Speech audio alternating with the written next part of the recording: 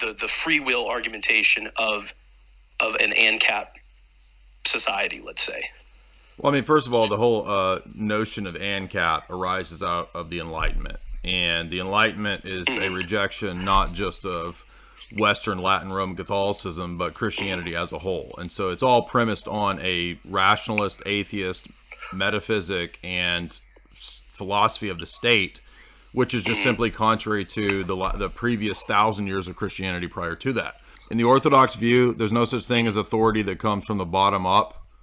Okay, so the church has done coronation ceremonies, meaning that it's a quasi-sacramental rite where the church ordains the monarch. So that's been the history of the church. So why do you want to have this atheist materialistic philosophy as the civil state philosophy? It's just contrary to all of Christianity. Books of the Proverbs, you have dozens of proverbs that exalt the status of monarchy, nobility, and the king. Okay, so the point is that it cannot be inherently wrong to have a king, and every Protestant and every idiot anarchist person uses this misquote from Samuel when there was already a law of kings in the book of Deuteronomy. Deuteronomy has the law of kings.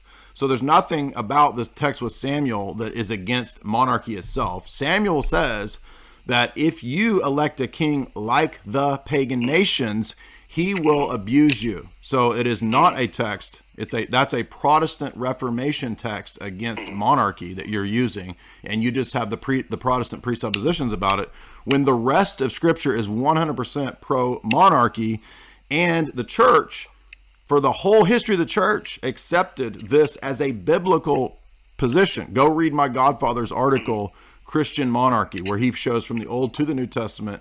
Peter talks about kings, monarchs, right? There's nothing about republics, nothing about democracy, nothing about anarchy, and the only thing that you could go to is that misused Protestant text from Samuel. Yeah, but you're still in the tradition that led to that. Yeah. I mean, you're citing natural laws to me. Okay, that's the Enlightenment tradition. There's no natural laws, bro. In the Enlightenment. When I say natural law, I'm referring to a law of nature, not natural law in the sense of like privacy or something like that. I'm talking about like you were saying that commerce is natural law. That's what you said. I'm saying not inherently commerce, free market, and that's the distinction I'm trying to make, because a lot of people aren't wanting to. So this is all out of the Enlightenment, dude. So I'm trying to tell you that I'm not against private property, but you have to be more specific about the nuances here. Father Deacon, are you here? And the reason I'm bringing Father Deacon in is because he had the same move as you, from being a very libertarian-minded guy to then shifting to more of my position, our position, as did Tristram Engelhardt in his book After God, correct? Father Deacon, you want to speak to this? Yeah, so I was an anarcho-capitalist. I was trained by Gerard Casey, who's often on the Tom Wood show. I taught anarcho-capitalist class in Ireland at University College Dublin, and I too tried to kind of work that into orthodoxy when I first kind of came in, and it just became apparent to me first.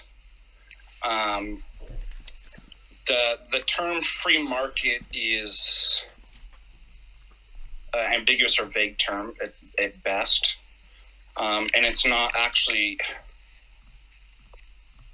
presented correctly. And again, I agree. Is that as Jay was saying, it's not that we believe in theft, or that we don't have, in Orthodoxy have some type of notion of private property in these things, but these terms, the status that they take and importance that they do, and the level and kind of hierarchy that you would place them in your life and society. And again, the very meanings of the terms are conditioned by the paradigm that you're in.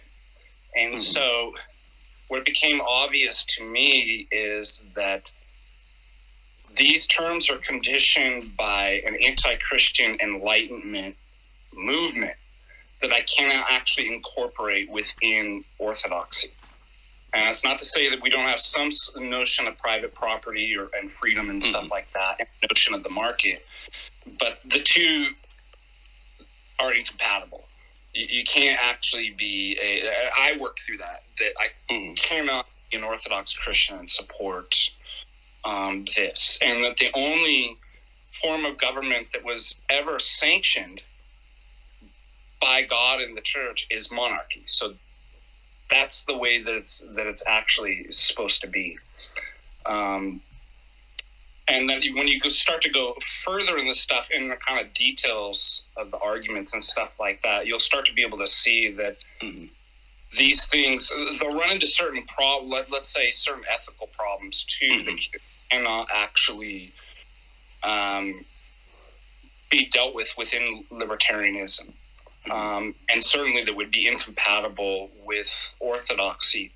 But one of the major moves that led a lot of libertarians out of that was that, and I think Tristan Engelhard talks about this too, was his kind of move from his a Christian bioethics, where he's very libertarian, book to After God, is that, and he still might have some libertarian leanings, but he had said to me when he was alive that the problem is anarcho-capitalism and libertarianism, they have nothing to be able to destroy such destructive ideologies that are in secularism. And remember, in anarcho-capitalism, it's the non-aggression principle, right? And I started to realize that, you know what, there's certain things that are far more important than the non-aggression principle or freedom, that I would be willing to use force and coercion against and violate the NAP. And you start to see this, that it's just not that. Why is that placed so high on the hierarchy of values? Like, why is that the first principle of these systems? That when we're starting to see stuff that I was like, I'd have no problem, with the state locking people up if that violates the NAP. Why? Well, if and only if such ideologies were so destructive of society as a whole that, sure, like, lock them up. And that kind of, seeing what was kind of going on in the world, I kind of realized that I'm like, yeah, this libertarianism and anarcho-capitalism has no way to kind of undo and fight and these systems that are so destructive. Yeah, read Hoppe or somebody like that. That's very amenable to what we're talking about, because he's pro. I think he's I pro. Actually have a book Well, he's pro monarchy. So, but there's also a good book called "Reflections of a Russian Statesman." Have you heard of that book? That sounds familiar. Let me write that down too. Because the real issue here is the relationship of church and state. It's not a market issue. It's the relationship of church and state and authority. That's the issue here. So we don't fix the state to solve civilization. So it's you got it all back. I'm not trying to be mean. I'm not trying to be rude to you. No, I appreciate it. But so what orthodoxy is going to do is get you to reorient your focus.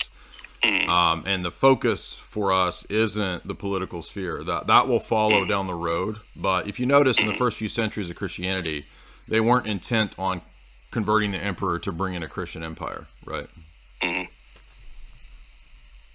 So join the church, learn the theology, and all of this will work itself out, is what I'm trying to say.